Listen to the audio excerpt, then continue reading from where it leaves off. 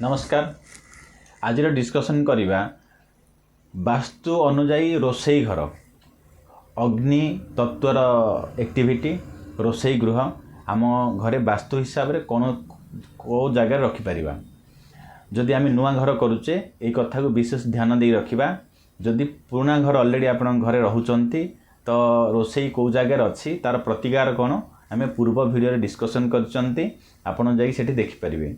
जो माने नुआ घर करुचंती विशेष से माने ध्यान देवा दरकार। आम घरे अग्नि बैलेंस होइक रहिया दरकार। किचन रुहे अग्नि कोणे समस्ते जानिचंती साउथ ईस्ट अग्नि कोणे, किंतु किचन जदि अन्य जगार थाए तो सेठी कौन जेकोसी दिगरे किचन रहिला से दिगर गुणधर्म को नष्ट करे। जेमिति कि टॉयलेट संपूर्ण नष्ट करे, किचन सेठी समस्या सृष्टि करे।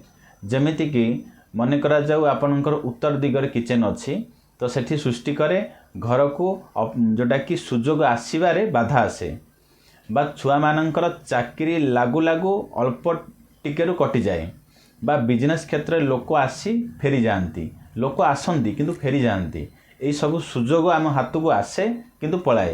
ये सब समस्या दिए जदि उत्तर दिगरे किचन थी। यही सब 16टा दिगरे किचन रहिले कौन फल आम पूर्व वीडियो डिस्कसन करचंती आपण देखिनेबे। वर्तमान डिस्कसन करवा जो माने नुआ घर प्लान करूचंती बा जदि आपण पारुचंती किचन को शिफ्ट कर दे परिवे। केवल किचन रहिबो साउथ ईस्ट अग्निकोण ठारू किचन रहिबो दक्षिण दिग पर्यंत। एही भितर अन्य एक दिग जाउची दक्षिण south of south east south south east south. तेणुकरी एटा आपण घर सेंटर रही जदि आपण कंपास ऑन करिवे, कंपास आपण मोबाइल अवेलेबल अच्छी मार्केट रे भी अवेलेबल मिलूँ कंपास। तो आपणकर घर सेंटर रे ठिया होला परे प्रायतः 122 डिग्री ठारू 190 डिग्री पर्यंत ये होची अग्नि तत्वर दिग।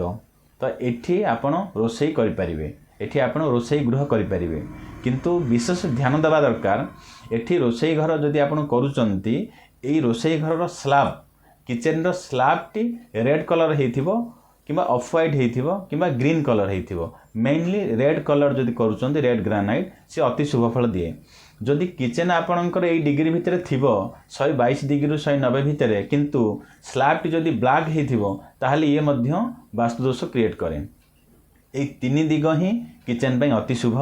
नेक्स्ट जो मानकर एई तीन दिगरे ऑप्शन नाही तो से माने पश्चिम दिगरे किचन करि परिबे आउ नॉर्थ वेस्ट वायु कोण रे किचन करि परिबे। किंतु वास्तु प्रतिकार करि परिबे।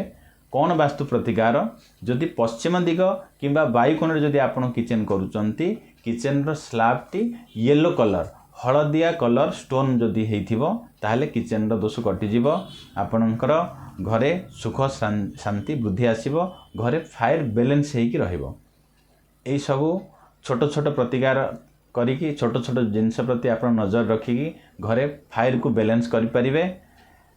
आउ आपणकर घरर फायर कैश लिक्विडिटी इनकम आपणकर माइंड सुख निद्रा ये सब बैलेंस हेकी रहिबो। ए कथा को ध्यान रखी नुआ घर प्लान करिवे। धन्यवाद।